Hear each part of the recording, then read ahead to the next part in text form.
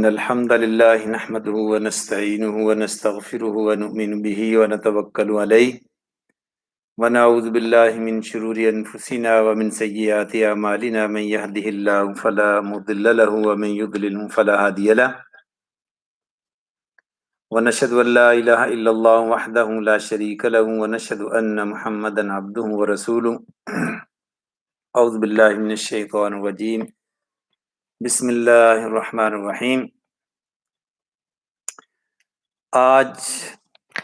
کی تراویح کے خلاصے میں یہ چھٹا جز ہے، چھٹا سپارہ،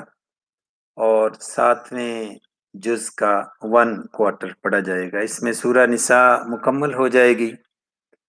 اور اسی طرح سورہ مائدہ جو ہے وہ بھی مکمل ہو جائے گی۔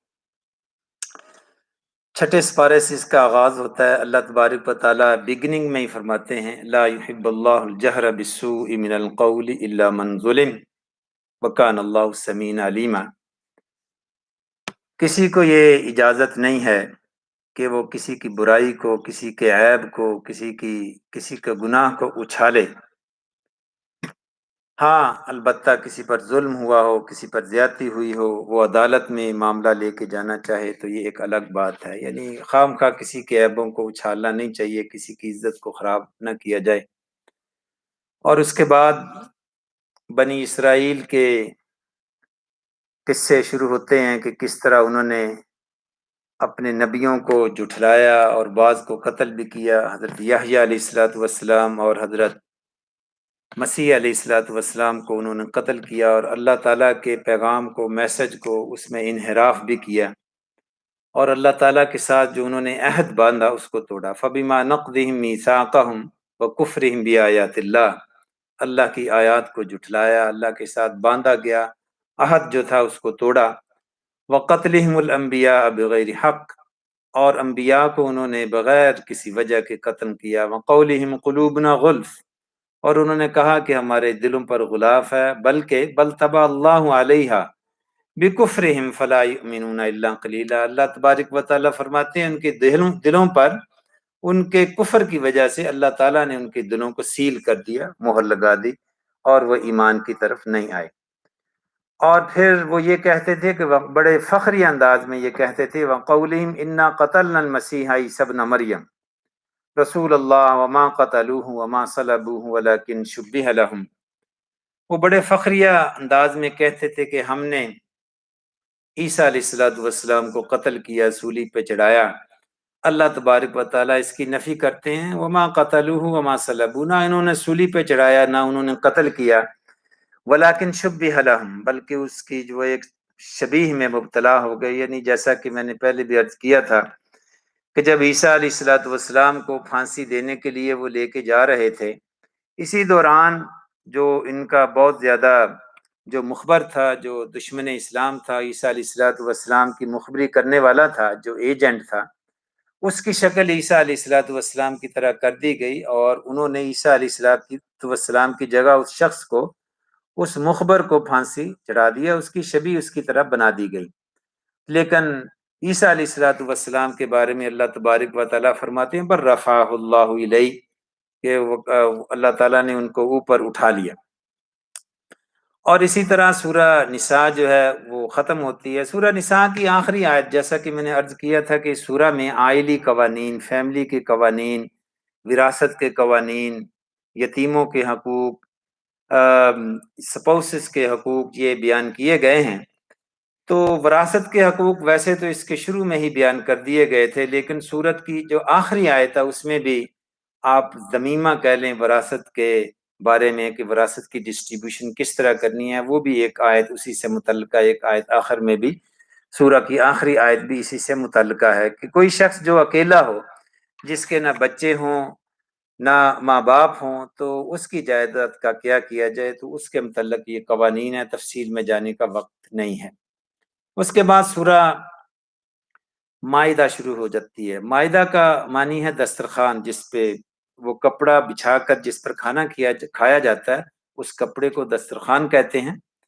اور اسی طرح جو کھانا بچھایا جاتا ہے، lay down on the table, کھانے کو بھی، کھانا اٹسیلف بھی جو ہے اس کو بھی مائدہ کہا جاتا ہے، دسترخوان اس کو بھی کہا جاتا ہے۔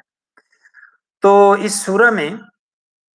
کیونکہ عیسیٰ علیہ الصلوۃ والسلام کے حواریون نے، ان کے فالوورز نے ان سے یہ مطالبہ کیا تھا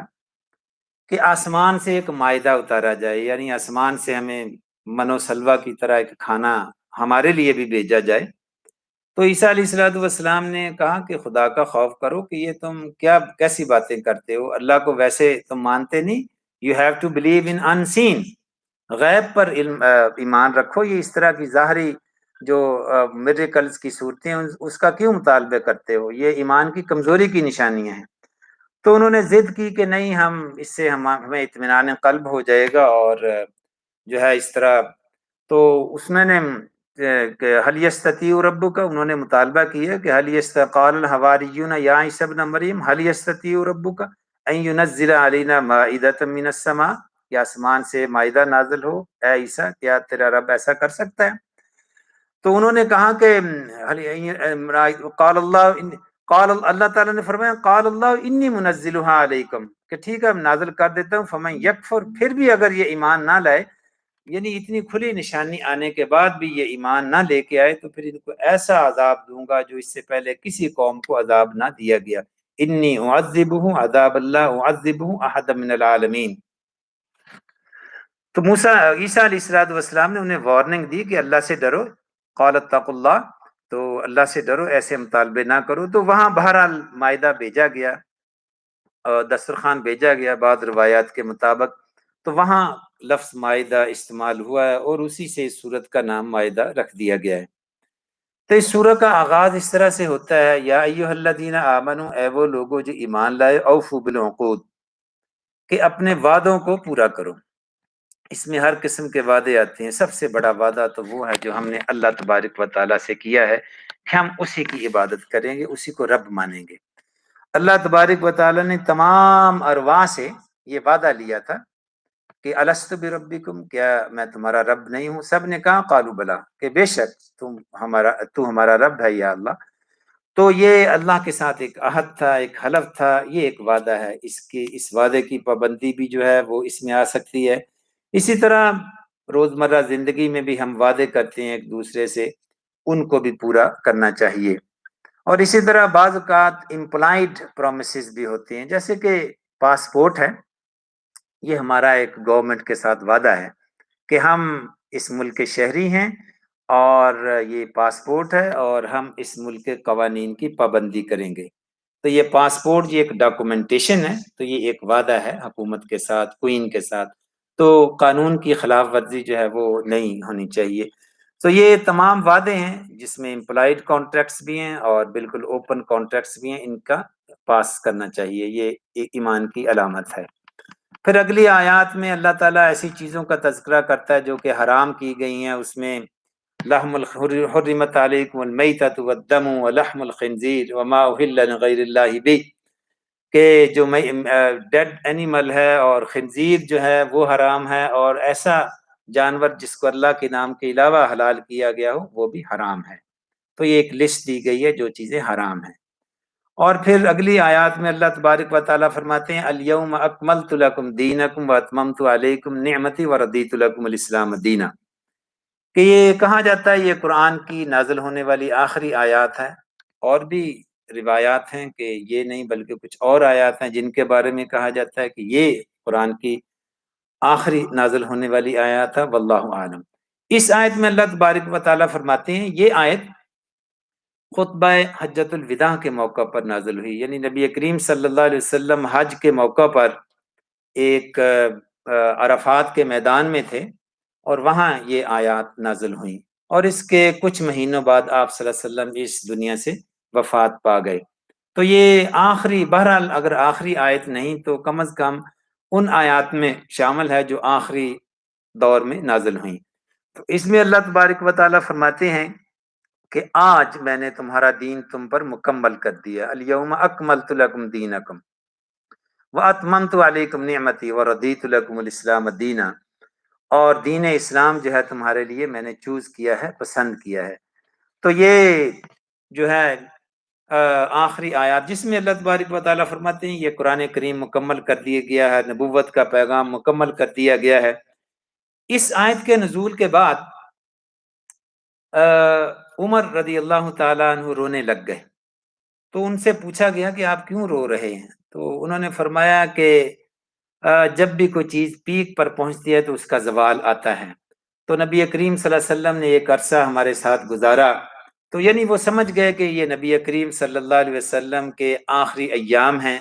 اور اسی لیے دین کو مکمل کر دیا گیا ہے۔ جب دین مکمل کر دیا گیا یعنی پیغمبر کا جب مشن مکمل ہو گیا تو وہ اس دنیا سے اس کا رہنے کا جو ہے وہ جواز جو ہے وہ باقی نہیں رہتا ہے اور اللہ تعالیٰ اس کو اوپر اٹھا لیتے ہیں۔ وہ نبی کریم صلی اللہ علیہ وسلم کی وفات کے بارے میں سوچ کر جب وہ غم زدہ ہو گئے اور رونے لگ گئے۔ اور اسی طرح یہ ایک خوشی کی بھی بات ہے کہ اللہ تعالیٰ نے دین مکمل کر دیا ہے، ایک تحفہ مکمل کر دیا اللہ تعالیٰ نے، یہ ایک خوشی والی بات بھی ہے۔ ایک یہودی عمر رضی اللہ تعالیٰ عنہ کے پاس آیا اور اس نے کہا کہ قرآن کریم میں ایک ایسی آیت ہے کہ اگر وہ ہماری کتابوں میں ہوتی تو ہم اس دن عید مناتے۔ تو اس نے بتایا کہ یہ والی آیت ہے الیوم اکملت لکم دینکم واتممت علیکم نعمتی وردیت لکم الاسلام دینا۔ تو عمر رضی اللہ تعالیٰ عنہ نے بتایا کہ مجھے یاد ہے کہ یہ آیت عرفات کے دن نازل ہوئی اور اس دن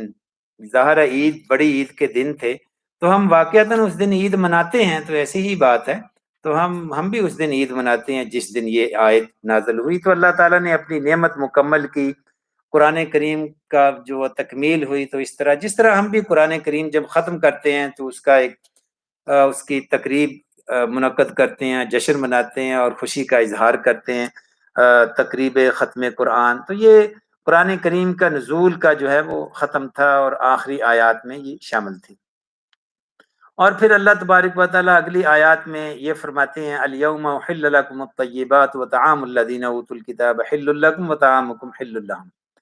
اس آیت مبارکہ میں اللہ تبارک و تعالیٰ فرماتے ہیں کہ اہل کتاب کا کھانا تم پر اور تمہارا کھانا ان پر حلال کر دیا گیا ہے، یعنی جو پیپل آف بک ہیں ان کا ذبیحہ جو ہے وہ ہم کھا سکتے ہیں کیونکہ وہ اللہ کو مانتے ہیں اور اللہ کے نام پر کوشر جیسے اس کی مثالیں ہم دیکھ سکتے ہیں۔ اور پھر یہ بھی فرمایا کہ ان کی عورتیں تم پر حلال کر دی گئی ہیں، یعنی شادی ان سے پیپل آف دا بک کی جو عورتیں ہیں ان سے شادی کی جا سکتی ہے۔ یہ بھی انہی پہلے ہی صفحے پر یہ آیت مبارکہ آئی ہے۔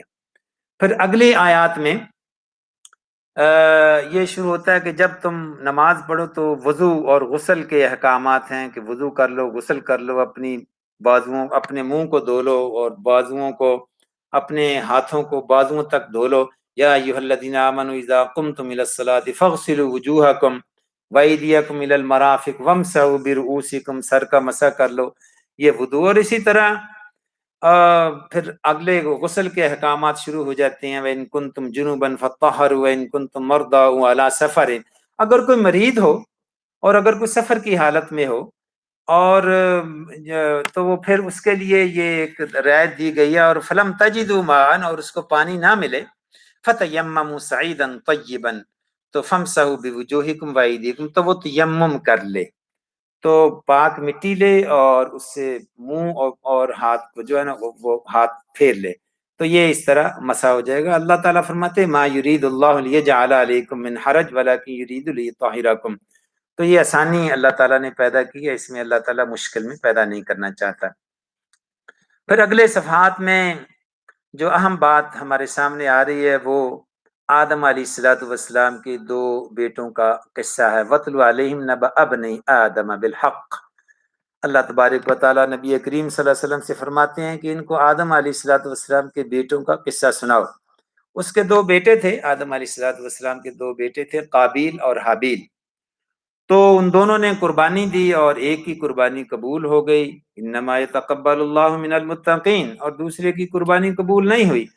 تو اس سے وہ جو ہے نا وہ اس نے اس کے قتل کا ارادہ کر لیا، تو اپنے بھائی کو قتل کرنے کا، قابیل نے حابیل کو قتل کرنے کا ارادہ کر لیا۔ تو بھائی جو حابیل تھا وہ نیک تھا اور اس نے کہا کہ ایسا نہ کرو، لئن بسطت الی یدک لتقتلنی ما انا بباسط یدی الیک لاقتلک انی اخاف اللہ رب العالمین، اگر تم مجھے قتل کرنے کے لیے ہاتھ بڑھاؤ گے تو میں ایسا نہیں کروں گا، میں اللہ سے ڈرتا ہوں۔ لیکن وہ ہوا کیا، فطوعت لہ نفسہ قتل اخی فقتلہ، اس نے قتل کر دیا اپنے بھائی کو، اس کے نفس نے اس کو ابھارا کہ اس کو مار دو، تو وہ نقصان اٹھانے والوں میں سے ہو گیا۔ اور پھر اس کو سمجھ میں نہیں آیا کہ اس کو دفن کیسے کرنا ہے، اس کا بھی ایک اللہ تبارک و تعالیٰ آیات میں اس کی نشاندہی کرتے ہیں۔ فبعث اللہ غرابا یبحث فی الارض لیریہ کیف یواری سوءۃ اخیہ، تو اللہ تعالیٰ نے کوا آسمان سے بھیجا، اور اس نے جو ہے وہ ایک گڑھا کھودا اور دوسرے اپنے ڈیڈ کوے کو اس میں دفن کیا۔ تو اس طرح وہ جو ہے قابیل، اس نے سوچا کہ کیا میں اس کوے سے بھی گیا گزرا ہوں کہ اپنے بھائی کو میں دفن نہ کر سکوں۔ تو اس کی نشاندہی، یہ قصہ بہت مشہور اور سب نے سنا ہوا ہے، تو اس کا ان آیات میں تذکرہ موجود ہے۔ اور یہ پھر آگے اللہ تبارک و تعالیٰ یہ بھی ایک اعلان کرتے ہیں کہ انہ من قتل، یہ پہلا قتل تھا انسانیت کی تاریخ میں، یہ سب سے پہلا قتل تھا۔ اور اللہ تبارک و تعالیٰ اس کے متعلق ایک رولنگ بیان کرتے ہیں، من قتل نفسا بغیر نفس او فساد فی الارض فکأنما قتل الناس جمیعا، کہ جس نے ایک انسان کو بغیر وجہ کے قتل کیا، اس نے گویا کہ ساری انسانیت کو قتل کیا۔ یہ اتنا کبیر اور اتنا بڑا جرم ہے کہ ظاہرہ ایک انسان کو آپ قتل کرتے ہیں تو ظاہرہ اس کے جو بچے پیدا ہونے تھے وہ بھی قتل کر دیے گئے، اس کے قتل کی وجہ سے وہ بھی بچے نہ پیدا ہوئے، اور اس کی آگے جو نسل چلنی تھی تو وہ پوری انسانیت کی ایک جنریشن کو ایک قسم کا قتل کر دیا۔ کسی ایک انسان کو قتل کرنا وہ ایک انسان کا قتل نہیں ہے، بلکہ اس سے جو ایک پوری نسل قیامت تک چلنی تھی، آپ نے اس کا قتل کر دیا۔ تو یہ ایک معمولی بات نہیں ہے، ایک بہت بڑا جرم ہے۔ اللہ تبارک و تعالی ہمیں اس جرم سے محفوظ رکھے۔ انہ من قتل نفسا بغیر نفس او فساد فی الارض فکأنما قتل الناس جمیعا، اور پھر فرمایا ومن احیاها فکأنما احیا الناس جمیعا، اور جس نے زندگی دی کسی کو، جس نے کسی کو حیات دی، تو اس نے گویا کہ ساری، جس نے کسی کی جان بچائی تو اس نے گویا کہ ساری انسانیت کی جان بچائی۔ اور پھر آگے جو ہے وہ رولنگ بیان کی گئی ہے کہ جس نے کسی نے قتل کیا، قتل کا بدلہ قتل، اور آنکھ کے بدلے ان النفس بالنفس والعین بالعین والانف بالانف والاذن بالاذن والسن بالسن، کہ جان کے بدلے جان، آنکھ کے بدلے آنکھ، اور کان کے بدلے کان، اور دانت کے بدلے، یعنی جس طرح کا کوئی جرم کرتا ہے اسی طرح کی اس کی سزا اس شخص کو دی جانی چاہیے۔ اور پھر اگلی آیات میں ہم دیکھ رہے ہیں کہ اللہ تبارک و تعالیٰ فرماتے ہیں کہ یا ایھا الذین آمنوا، اے وہ لوگوں جو ایمان لائے ہو، من یرتد منکم عن دینہ فسوف یأتی اللہ بقوم یحبهم ویحبونہ اذلۃ علی المؤمنین عزۃ علی الکافرین یجاہدون فی سبیل اللہ ولا یخافون لومۃ لائم ذلک فضل اللہ یؤتیہ من یشاء واللہ واسع علیم، کہ اگر تم اے ایمان والو، تم میں سے اگر کوئی دین سے پھرتا ہے، اگر تم دین سے پھرتے ہو اور دین کی دعوت کا کام نہیں کرتے، تو اللہ تبارک و تعالیٰ تمہاری جگہ کسی اور قوم کو لے آئے گا جو اللہ سے محبت کریں گے، اور مومنوں کے لیے وہ جو نرم خو ہوں گے اور کفار کے لیے سخت ہوں گے، اور یہ اللہ تعالیٰ تمہیں بدل دے گا۔ یعنی یہ ایک قسم کی وارننگ ہے، اگر مسلم امہ دین کا دعوت کا کام نہیں کرتی تو اللہ تعالیٰ انہیں ختم کر دے گا اور ان کی جگہ ایسی قوم کو لے آئے گا۔ اللہ تعالیٰ کسی کو بھی کچھ بھی کر سکتا ہے، بدل سکتا ہے، اور ایسا ہی ہوا جب مسلم امہ نے دین سے انحراف کیا، اور کہا جاتا ہے کہ تتاری جو کہ غیر مسلم تھے وہ ساری مسلم دنیا پر چھا گئے اور قتل و غارت کی، اور انہی کے ذریعے اللہ تعالیٰ نے پھر اسلام کا پیغام بھی پہنچایا۔ یہ جو ترک ہیں یہ انہی تتاریوں کی نسل سے ہیں۔ اسی طرح انڈیا کے اندر جو مغل حکمران تھے وہ بھی تتاریوں کی نسل سے تھے، یعنی چنگیز خان کی نسل میں تھے۔ تو اللہ تعالیٰ کبھی بھی کسی بھی قوم کو اگر وہ دین سے انحراف کرے تو اس کو بدل سکتا ہے، اور اس کی جگہ کسی اور قوم کو لے آئے گا جو دین کا پیغام آگے پہنچائے گی۔ اور پھر اللہ تبارک و تعالیٰ فرماتے ہیں یا ایھا الرسول بلغ ما انزل الیک من ربک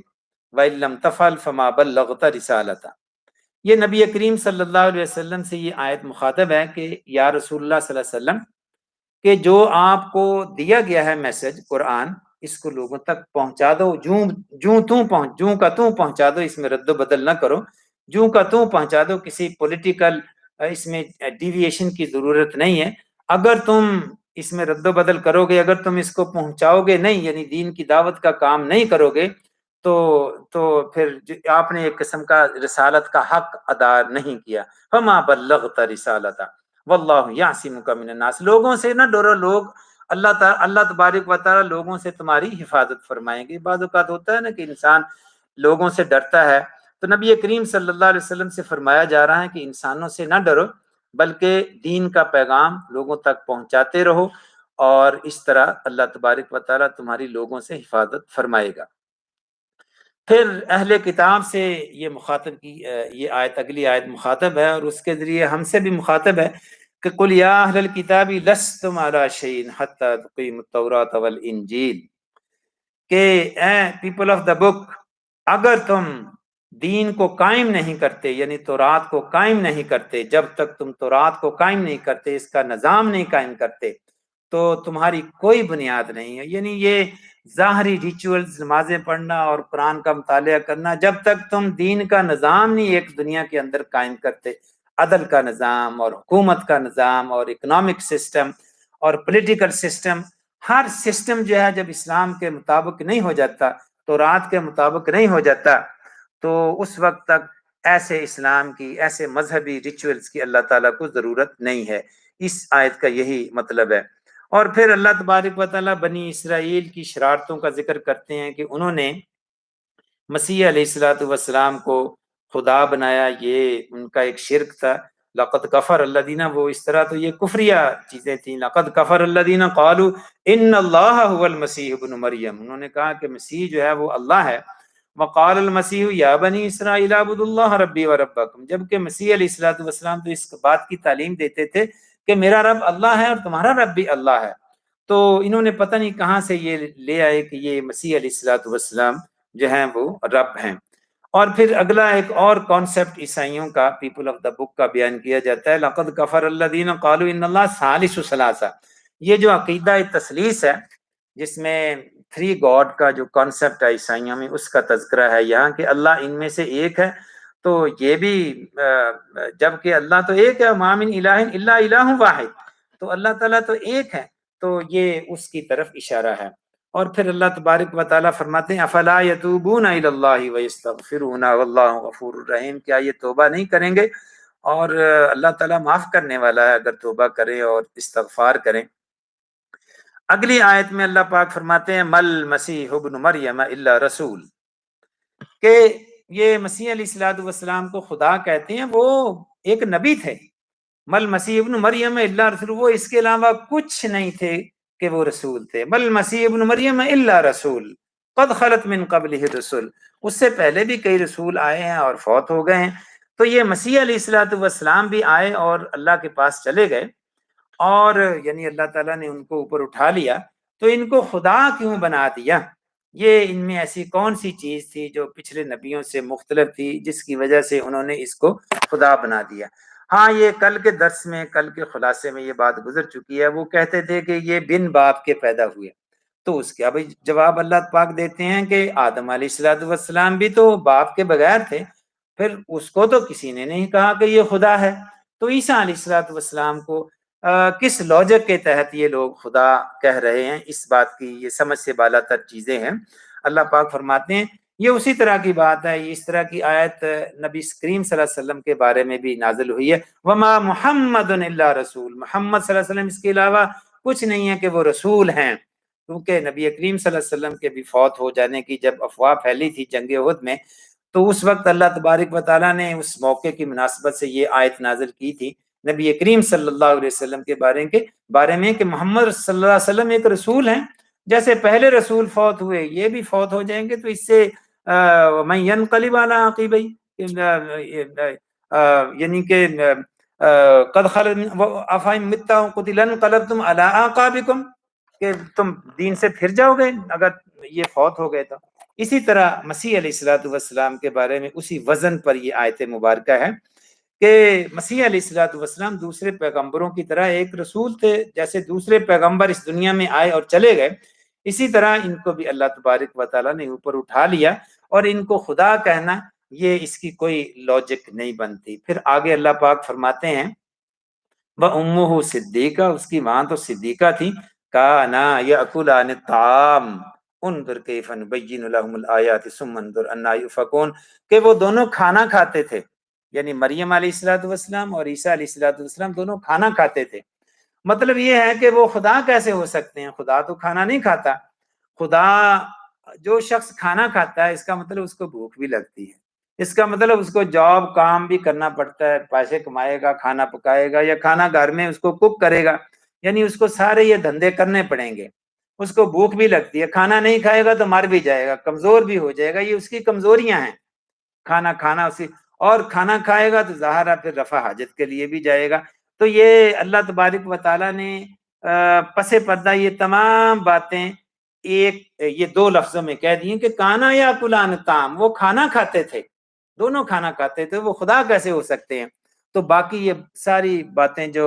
ان بٹوین دا لائنز ہیں کہ وہ یہ کیسا خدا ہے جو کھانے پکانے میں مصروف ہے، جو روزی کمانے میں مصروف ہے، جو ٹوائلٹ بھی جاتا ہے اور رفع حاجت کے لیے بھی جاتا ہے، تو وہ اگر خدا ان کاموں میں اپنی ضروریات کو پورا کرنے میں مصروف ہے تو وہ خدائی نظام کیسے چلائے گا؟ تو یہ اللہ تبارک و تعالیٰ نے اس آیت مبارکہ میں اس طرف اشارہ کیا ہے۔ اور پھر اگلی آیات کو میں سکپ کرتا ہوں وقت کی کمی کی وجہ سے، اور آگے ایک آیت آتی ہے وہ عیسائیوں کے بارے میں ہے اور یہودیوں کے بارے میں ہے، پیپل آف دا بک کے بارے میں ہے۔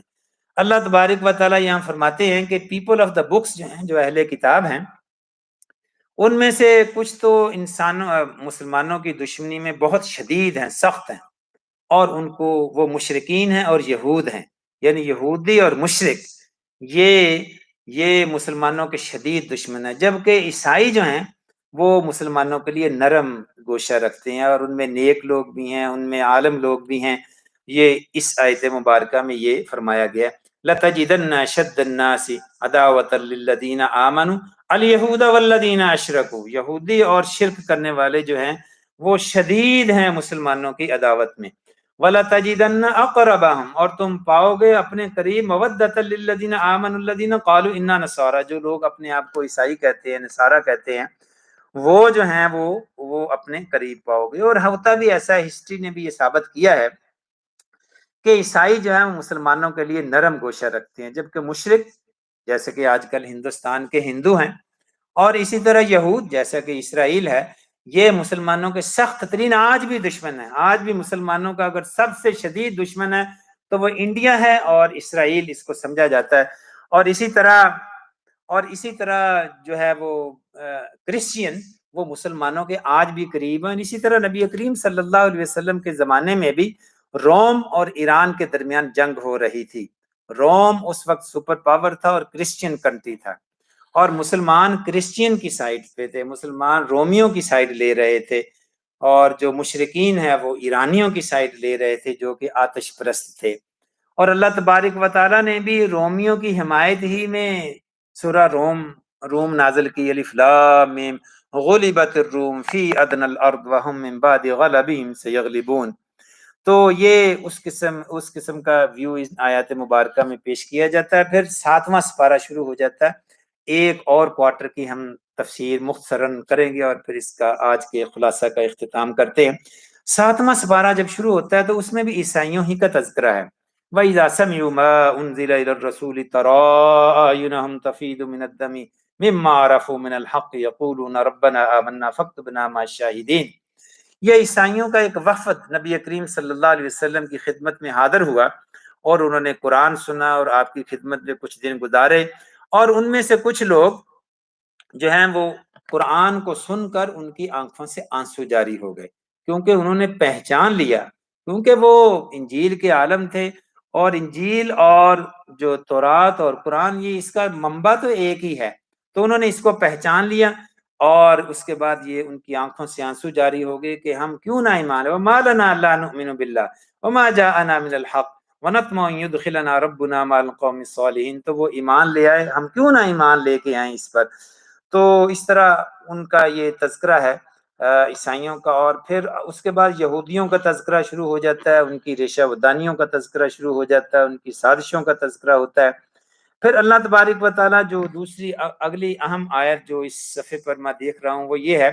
وہ شراب کی ممانعت کے بارے میں ہے۔ اب تک جتنے بھی درس ہو چکے ہیں ان میں میں نے یہ تیسری دفعہ عرض کر رہا ہوں کہ شراب کی ممانعت 3 درجوں میں ہوئی۔ پہلے درجے میں جو آیت نازل ہوئی وہ صرف یہ کہا گیا کہ قل فیہما اسم کبیر، کہ یہ اس میں گناہ زیادہ ہے، اس کے فائدے و منافع للناس و اسمہما اکبر، کہ اس میں جو گناہ ہے وہ زیادہ ہے، فائدے کم ہے، حرام ابھی نہیں ہوئی۔ دوسری آیت جب نازل ہوئی وہ یہ ہے کہ نماز کے دوران لا تقربوا الصلاۃ وانتم سکارا، جب نماز پڑھو تو شراب نہ پیو۔ اب یہ تیسری جو آیت نازل ہوئی وہ آج کس بارے میں آ رہی ہے کہ انما الخمر والمیسر، یہ جو شراب ہے، جوا ہے، یہ حرام ہے، یہ نجس ہے، اس سے فجتنبو، اس سے اجتناب کرو۔ اس کے بعد شراب حرام کر دی گئی۔ اس آیت کے نزول کے بعد لوگوں نے مدینہ کی گلیوں میں اپنے گھروں سے شراب کے مٹکے نکال کر گلیوں میں پھینک دیے۔ اس کے بعد کسی نے شراب کو منہ نہیں لگایا، مدینہ کی گلیوں میں کیچڑ ہو گیا، کیونکہ اس سے پہلے جو 2 آیات ہوئی ہیں وہ مطلقاً منع نہیں کیا گیا تھا، بلکہ ایک قسم کی ترغیب دی گئی تھی کہ لوگ جو اس کو نہ پئیں۔ ویسے صاحب شعور مسلمان پہلے بھی شراب کو نہیں پیتے تھے۔ اور پھر اللہ تبارک و تعالیٰ اگلی آیات میں یہ سلسلہ چلتا ہے اور اس میں حج کے مسائل چلتے ہیں کہ حج کے دوران جو ہے وہ شکار کرنا منع ہے۔ اور پھر اس کی جو اس رکوع کی آخری آیت میں دیکھ رہا ہوں، قل لا يستوي الخبيث والطيب ولو اعجبك كثرة الخبيث فاتقوا الله يا اولي الالباب لعلكم تفلحون، کہ اے رسول صلی اللہ علیہ وسلم ان سے کہہ دیجئے کہ خباثت اور پیورٹی، جو گندی چیز ہے اور جو پیور چیز ہے، وہ ایک جیسی نہیں ہو سکتی۔ جو خراب چیز ہے وہ خراب ہی ہے، چاہے وہ کتنی ہی کثرت میں ہو۔ بلو اعجبک کثرت الخبیث، چاہے اس کی کثرت جو ہے وہ آپ کی آنکھوں کو خیرہ کر دے، بڑی اچھی لگے۔ یعنی بعض اوقات برائی پھیل جاتی ہے، ہر شخص ایک برائی کر رہا ہے تو اس میں پھر وہ اچھی لگنے لگ جاتی ہے، اور جو اچھائی ہے وہ اگر مائنورٹی میں ہے اور کم لوگ اس کو کر رہے ہیں تو اس میں اتنی کشش نہیں ہوتی۔ تو یہ اس آیت میں، اس آیت مبارکہ میں اس بات کی طرف توجہ دلائی جا رہی ہے کہ برائی اگر کتنی بھی پھیل جائے، جگہ جگہ اور گھر گھر میں پھیل جائے، اور کوئی اس کو روک ٹوک کرنے والا نہ ہو اور ایک نارم بن جائے، اس کے باوجود جو برائی ہے، جو ایول ہے، وہ ایول ہی رہے گا، اور جو اچھائی ہے اس کو بے شک کوئی بھی ماننے والا نہ ہو، جو اچھائی ہے اس کو اچھائی۔ آپ نے اچھائی کو پہچاننا ہے، آپ نے برائی کو پہچاننا ہے۔ آپ نے یہ نہیں دیکھنا کہ کون سی چیز کثرت میں ہے، کون سی چیز میجورٹی میں ہے اور کون سی چیز مائنورٹی میں ہے۔ تو اس آیت میں اس بات کی طرف اشارہ ہمیں ملتا ہے۔ پھر آگے تھوڑا سا وصیت کے متعلق آیات ہیں، وہ قرآن کریم کی ذرا اس کی تشریح مشکل ترین آیات میں شامل ہوتی ہے۔ پھر عیسیٰ علیہ الصلوۃ والسلام کا تذکرہ آخری 2 رکوعوں میں ہوتا ہے، اور اسی پر آج ہم اپنا اختتام کریں گے، اس کا مختصر سا تذکرہ کر کے، کہ قیامت کے دن اللہ تبارک و تعالیٰ تمام رسولوں کو جمع کرے گا۔ یوم یجمع اللہ الرسل فیقول ماذا اجبتم قالوا لا علم لنا انک انت علام الغیوب۔ قیامت کے دن اللہ تعالیٰ رسولوں کو جمع کرے گا اور ان سے پوچھے گا کہ کیا تم نے لوگوں تک پیغام نہیں پہنچایا؟ کیا لوگوں نے کیا جواب دیا، رسپانس دیا تمہارے پیغام کا؟ تو رسول کہیں گے کہ یا رسول تو جو ہے وہ رسول، یعنی کہ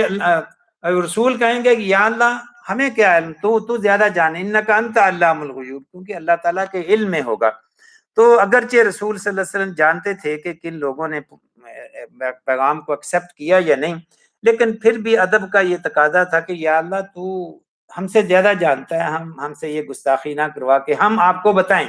ہم کون ہوتے ہیں اللہ تعالیٰ کو بتانے والے، کیونکہ ہم تو فوت ہو گئے تھے اور بعد میں پتہ نہیں انہوں نے ہمارے دین کے میسج کو کنٹینیو رکھا یا مرتد ہو گئے۔ ہر چیز کا علم یا اللہ تیرے پاس ہے۔ قالوا لا علم لنا، ہمیں نہیں پتا، انک انت علام الغیوب، یا اللہ تو غیب کا علم جانتا ہے، تو خوب جانتا ہے، تو ہم کیا بتائیں یا رب العالمین آپ کو۔ پھر عیسیٰ علیہ الصلوۃ والسلام اور ان کے معجزوں کا تذکرہ ہوتا ہے، اور پھر جو ہے وہی بات آیت آ جاتی ہے جس میں نے شروع میں عرض کیا کہ یہ مائدہ، کہ وہ انہوں نے مطالبہ کیا کہ ہمیں بھی ایک مائدہ، یعنی اوپر سے کھانا نازل کیا جائے منو سلوہ کی طرح۔ عیسائیوں نے یہ عیسیٰ علیہ الصلوۃ والسلام سے مطالبہ کیا، اور پھر اس کا تذکرہ آتا ہے، اور اسی کے نام پہ سورت کا نام رکھا گیا ہے۔ اور پھر میں اسی آیت پر اختتام کروں گا۔ اللہ تبارک و تعالیٰ قیامت کے دن عیسیٰ علیہ الصلوۃ والسلام کو مجمع عام کے سامنے لائیں گے اور عیسائیوں سے پوچھیں گے، اور عیسائیوں کے سامنے کھڑا کر کے عیسیٰ علیہ الصلوۃ والسلام سے پوچھیں گے کہ کیا تم نے ان کو کہا تھا کہ تم کو اور تمہاری ماں کو خدا مانے؟ انہوں نے تمہیں گاڈ سن یا گاڈ مانا، کیا تم نے ان کو یہ تعلیم دی تھی؟ تو عیسیٰ علیہ الصلوۃ والسلام کہیں گے قال سبحانک، کہ تو پاک ہے یا رب، یہ میں ایسے کیسے کر سکتا؟ وَإِذْ قَالَ اللَّهُ يَا عِيسَى ابْنَ مَرْيَمَ، جب اللہ کہے گا عیسیٰ علیہ الصلوۃ والسلام انت قلت للناس اتخذونی وامي الہین من دون اللہ، کیا تو نے ان کو یہ تعلیم دی تھی کہ تمہیں اور تمہاری ماں کو اللہ کے علاوہ الہ بنائیں؟ تو عیسیٰ علیہ الصلوۃ والسلام جواب دیتے قال سبحانک ما یکون لی ان اقول ما لیس لی بحق، میری کیا مجال کہ میں ان کو ایسی بات بتاؤں جو کہ حق نہیں ہے، ان کنت قلته فقد علمت تعلم ما فی نفسی ولا اعلم ما فی نفسک انک انت علام الغیوب۔ یہ اسی قسم کا جواب ہے کہ یا اللہ تو غیب کا علم جانتا ہے، میں تو ان کے پاس کچھ عرصہ رہا، مجھے تو اسی کا علم کیا تھا، بعد میں انہوں نے دین میں کیا انحرافات کیے، اس کا علم یا رب العالمین تو جانتا ہے۔ اور پھر آخری سے پہلی آیات میں عیسیٰ علیہ الصلوۃ والسلام پلیڈ کرتے ہیں اللہ کے ہاں کہ یا اللہ یا تو ان کو بخش دے، تو تجھے کوئی پوچھنے والا نہیں ہے، تو بخش دے تو کچھ بھی کر سکتا ہے، ان تعذبہم فانہم عبادک، اے اللہ اگر تو انہیں عذاب دے، انہیں سزا دے، تو تیرے بندے ہیں، تیرے غلام ہیں، تو کر سکتا ہے، تجھے کوئی پوچھنے والا نہیں ہے۔ ان تعذبہم فانہم عبادک وان تغفر لہم، اگر تو ان کو معاف کر دے، فانک انت العزیز الحکیم، تو عزیز ہے یعنی طاقتور ہے، حکیم ہے، وزڈم بھی ہے، تیرے معاف کرنے میں بھی وزڈم ہے۔ تو یعنی اللہ تبارک و تعالیٰ کو بڑے اپیلنگ انداز میں عیسیٰ علیہ الصلوۃ والسلام ان کا کیس جو ہے وہ پلیڈ کر رہے ہیں کہ یا اللہ تو معاف کر دے تو بھی ٹھیک ہے، سزا دے دے تو پھر بھی تو رب ہے، تو کر سکتا ہے، تو طاقتور ہے، تیرے کاموں میں کوئی دخل اندازی نہیں کر سکتا۔ اور اس طرح ہم سمجھیں گے کہ آج کے خلاصہ تراویح کا اختتام ہوتا ہے، اور سورہ جو مائدہ ہے، سورہ نساء کا بیشتر حصہ بھی ہم نے مکمل کر لیا، اور سورہ مائدہ جو 6 سپارے سے شروع ہوئی تھی اس کا بھی آج اختتام ہوتا ہے، اور کل کے خلاصے میں ہم سورہ انعام کو شروع کریں گے۔ اقول قولی ھذا واستغفر اللہ لی ولکم فاستغفروہ انہ ھو الغفور الرحیم۔